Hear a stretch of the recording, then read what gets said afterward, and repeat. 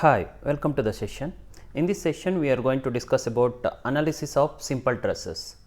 This is module 3 and unit 2 as per the syllabus. Now, what do you mean by trusses and where this truss word arises? Okay. If we come to the engineering structures, the engineering structures are mainly classified into three types. They are truss, frame and machines. Now, we need trusses. The trusses are also known as plane trusses. The plane itself suggests it is a two-dimensional. Okay. Plane trusses are those structures in which all the members are lying in a single plane. The plane trusses are made up of several bars or members connected together at the joints by riveting or welding to form a rigid formwork and also supports stationary loads or moving loads. Individual members of a truss is a two-force member. What do you mean by that? Nothing but it will be subjected to either tension or compression only. The forces are acting only at the joints. Now, the simplest form of a truss is a three-force member, that is a triangle. Okay. Truss is made up of several members. This is a truss. Truss is made up of several members and they are connected at the joints. This is one member, this is one member, they are connected at the joints. All the members are connected at the joints. And in case of the truss, it will carry both stationary loads as well as the moving loads. Nothing but the load which may be at rest or which may be in motion. Okay. Then here the load is going to act only at the joints. Which are the joints? 1, 2, 3, 4. These are the joints. This intersecting point is not a joint. Okay. These are the joints. The load is going to act only at the joints, not on the member. Member ಮೇಲೆ act ಆಗಲ್ಲ, node ಮೇಲೆ ಮಾತ್ರ act ಆಗುತ್ತೆ. Okay, this is regarding truss. Now, if we come to the classification of trusses, it is classified into three types. One is rigid, non-rigid, over-rigid. Rigid,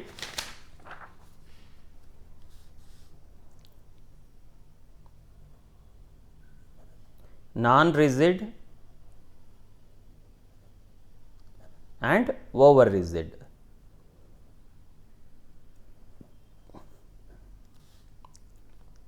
Okay, we also call this one as rigid truss as perfect truss and non-rigid one as deficient truss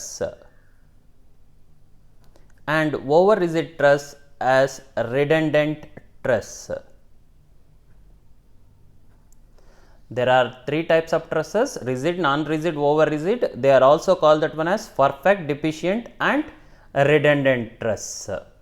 Okay, we will look into that deeply. The trusses are classified into three types. Out of that, rigid truss or perfect truss, first one. A rigid truss is the one in which the number of members are sufficient to resist the external loads and in which the deformation will be very small. Here the number of members will be sufficient to resist the external loads, that is all. The equation is given by m equal to 2j minus 3. The equation for rigid truss is m equal to 2j minus 3. Then we will look into the next thing.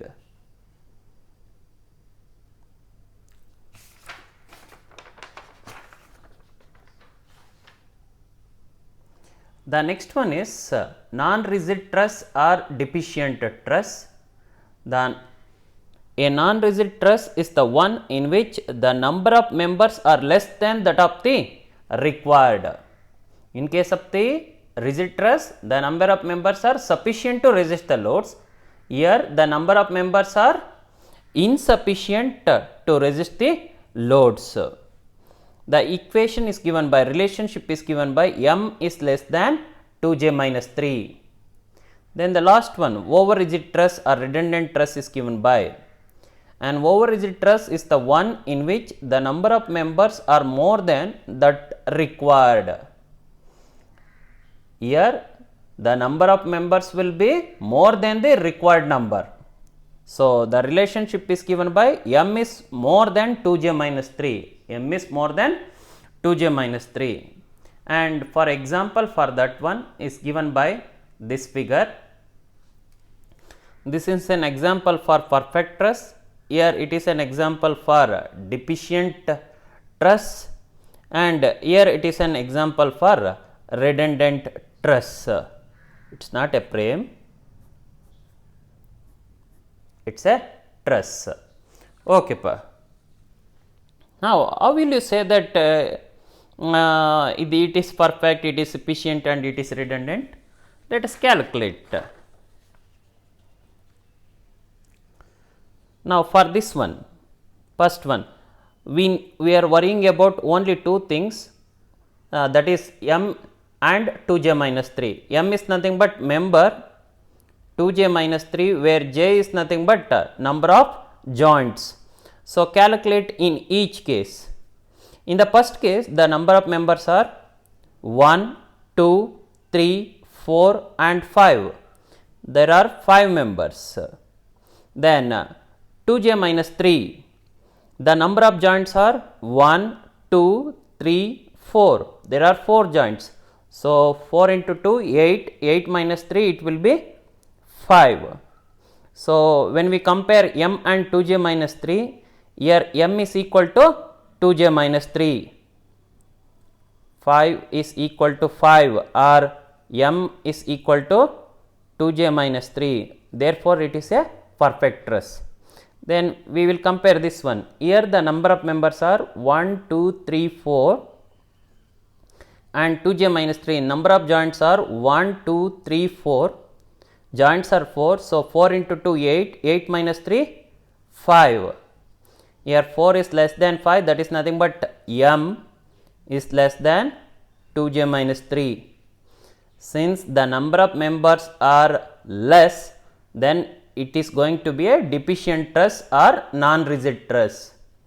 Then we will go to the last one. Here the number of members are 1, 2, 3, 4, 5 and 6. There are 6 members. How many joints are there? 1, 2, 3, 4. This will not be considered as a joint. So, there are 4 joints. So, 4 into 2, 8, 8 minus 3, 5. Here 6 is greater than 5, that is nothing but m is greater than 2j minus 3. So, if m is equal to 2j minus 3, then it is perfect truss. If m is less than 2j minus 3, then it is a deficient truss. Where m is greater than 2j minus 3, then it will be redundant truss. Where m is the members, j is the number of joints. This is regarding classification or types of trusses. If we come to the assumptions made in the analysis of simple trusses, the assumptions are: the members of the trusses are straight members, the cross section of the member is uniform, the forces are acting only at the joints, all the members are pin jointed members. All the members are rigid. Then all the members of the trusses are two force members, nothing but either it will be subjected to tension or compression. Nothing but the member of the truss will be subjected to either tension or compression. These are the assumptions made in the analysis of simple trusses. Okay. If we come to the analysis, if we come to the trusses, if we come to the types of problems, here we have two types of problem. One is method of joints,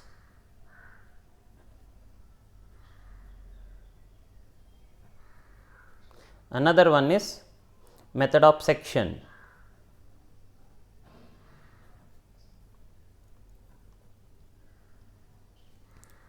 There are two types of problems we are going to solve, only two types, that is method of joints and method of section. When we are going to make use of method of joints and method of sections, for example, in a truss member, this is a truss member, it consisting of several members like 1, 2, 3, 4, 5, 6. If you want to calculate the forces in all the members of the truss, if you want to calculate the forces in all the members of the truss, then we will go for method of joints when all the member forces are required. When we will go for method of sections, for example, in case of the truss, I need the force in this member and this member, only 3 members out of several members.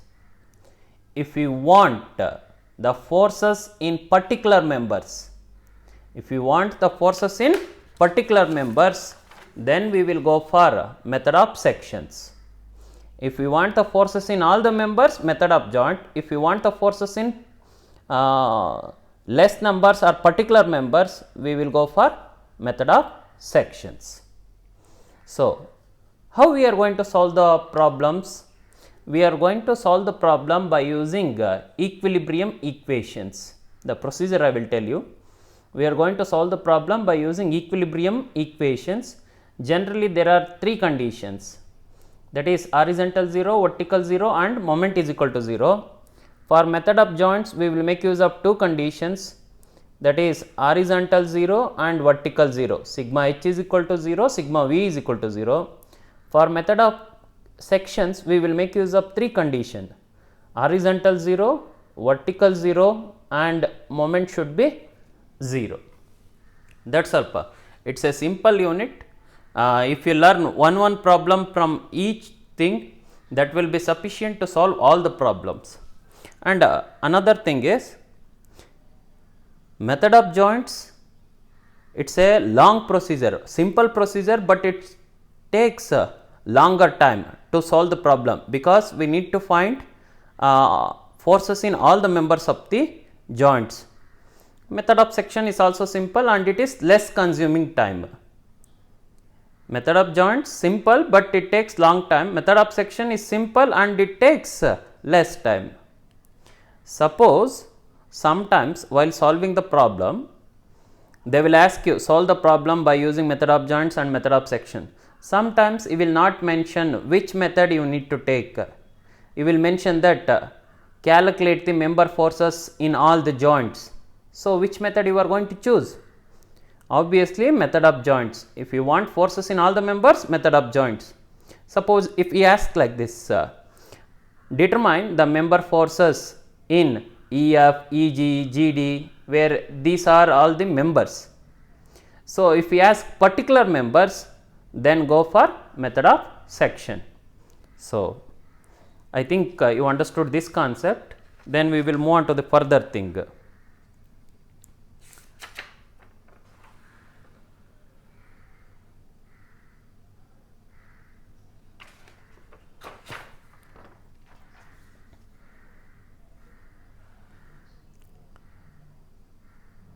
If we come to the procedure involved in the method of joints, first check whether the given truss is statically determinate or indeterminate. I will write it and show you. First we need to check, first step, we need to check whether the given truss is statically determinate or indeterminate. What do you mean by statically determinate and indeterminate? If we can solve the truss problem by using equilibrium conditions, then we are going to call that one as statically determinate structure. If we can't solve the truss problem by using 3 conditions of equilibrium, then we are going to call that one as statically indeterminate structure. If we can solve the problem, determinate. If we can't solve the problem, then it will be indeterminate. Okay, first we need to check, that is given by n is equal to Ne plus Ni, where n is nothing but static indeterminacy, Ne is nothing but external indeterminacy, Ni is nothing but internal indeterminacy. So, it is given by, we can write that one as R minus R plus m minus of 2j minus 3.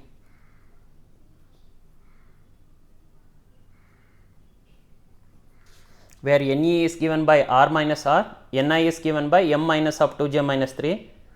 R is nothing but number of equilibrium conditions. How many equilibrium conditions we have total? 3. We have 3 conditions of equilibrium, where small r is the number of unknown reaction. The support will be provided, at the support reactions will be there, that number of reactions you need to write it here, where m is the members in the truss, j is the joints in the truss. If we can calculate, you will come to know. So, once you calculate, if you get 0, upon calculating, if you get 0, then it will be statically determinate structure. So, the next step, calculate the support reactions by considering the equilibrium of entire truss. So, second step is, we need to determine the support reactions by using the 3 conditions of equilibrium, that is sigma h is equal to 0, sigma v is equal to 0 and sigma m is equal to 0. Next, the third step is, now consider a joint with minimum number of unknowns, maximum of 2 unknowns, because only 2 conditions of equilibrium are available.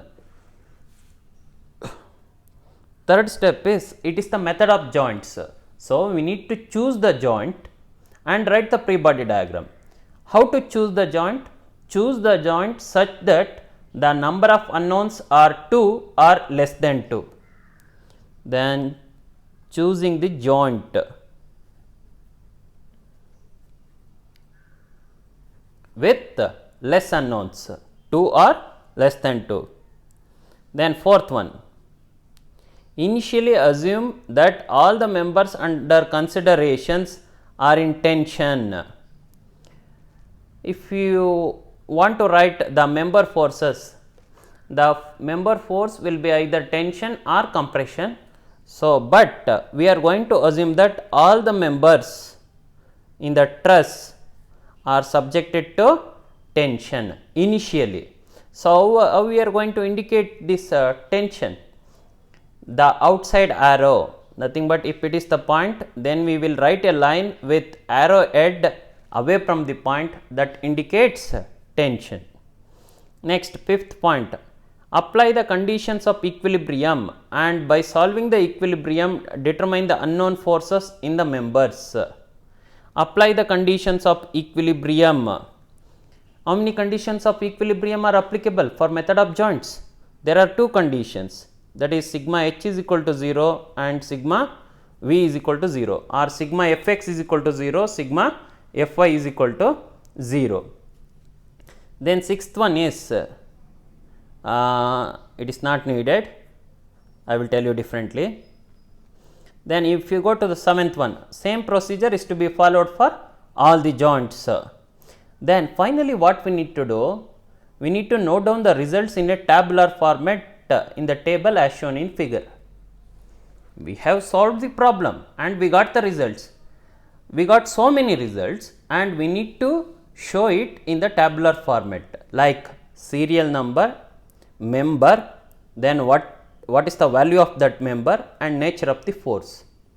How to find the nature of the force? If we got the positive value, tension. If we got the negative value, compression. That is all. Nature is nothing but whether it is subjected to tension or compression. This is regarding method of joints procedure. I will revise it once again. First, check for static determinacy, that is given by n is equal to Ne plus Ni, that is R minus R plus m minus of 2j minus 3. R is the number of equilibrium conditions, that is always 3, where small r is the number of unknown reactions at the supports, m is the number of members, j is the number of joints. If we get the value 0, then it is statically determinate. then only we can solve the problem. If we didn't get the 0, then we can't solve the problem at all, stop it there only. Then calculate the support reactions by using 3 conditions of equilibrium, that is horizontal 0, vertical 0 and moment 0. Then we need to choose the joint in such a way that there should be less number of unknowns, that is 2 or less than 2. Then initially assume that all the members are subjected to tension and tension acts away from the point. Then draw the free body diagram. Once we draw the free body diagram, then apply the equilibrium conditions, that is horizontal 0, vertical 0, you will get the member forces. Once you get the member forces, you need to write the results in a table format, that is all. Now, this is regarding the procedure for analysis of simple trusses by using method of joints. The procedure for method of section is simple. While solving the problem, I will tell you that one. Now, let us go with the problem in the next section. Thank you.